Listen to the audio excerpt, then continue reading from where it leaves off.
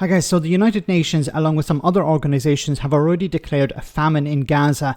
Now, this has been denied by the IDF, the Israeli government, in both public statements and interviews to the media. Bob Geldof, the campaigner, was speaking to Sky News about this, and he had a message to ordinary Israelis who are sitting down to have their dinner tonight. Have a listen. What's unfair is what's happening to these babies. What's unfair is that image that you showed us. That's unfair. 1 hour from, I've been in Gaza, I've been in the West Bank, I've been in Israel many times. What's unfair is that 1 hour from the hunger, people are sitting down to their unthreatened dinners to turn on the next Netflix soap. 1 hour. So if Israelis want to protest, get in your cars. This is very Bob stuff, I know. Sorry about that. Okay. Get in your cars, stuff your cars full of food and drive through that border and let your own army stop you. Now, of course, this is something that the Israeli citizens should not do. They should not load their car, drive into a war zone. And of course, Gaza is still an active war zone. This will be extremely dangerous. But the sentiment is correct.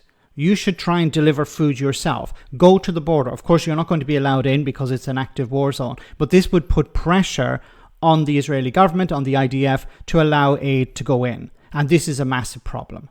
So there is aid both sitting in Gaza that cannot be delivered because it's an active war zone. And there is aid, of course, sitting outside Gaza that can't go in because the IDF has not allowed sufficient aid in. Now, the organization that they set up with the United States seems to be completely collapsing. They're not able to deliver the food necessary, and there have been allegations of them shooting people who arrive to get food. So the situation is beyond a famine at this stage. It's completely out of control. And the ordinary people are suffering once again. So once again, it's not a case of loading your car and driving into Gaza. The Israeli citizens can't do that, but they can put pressure on the IDF to allow more aid in by doing something like this. If 10,000 Israelis filled their cars with food and supplies and arrived at the border, this would create a huge amount of pressure. It would be difficult for the Israeli government to ignore that, because it would be their own citizens, it would be their own voters when it comes to the government. The political parties, they would be under pressure to do something then. Because unfortunately, there's very little pressure from the outside, and at the moment, while there are a lot of Israelis protesting, they're not getting pushed through. They're not able to push the government sufficiently in order to change direction. And unfortunately, Netanyahu needs to stay in power because otherwise he'll go to jail, so he's maintaining this.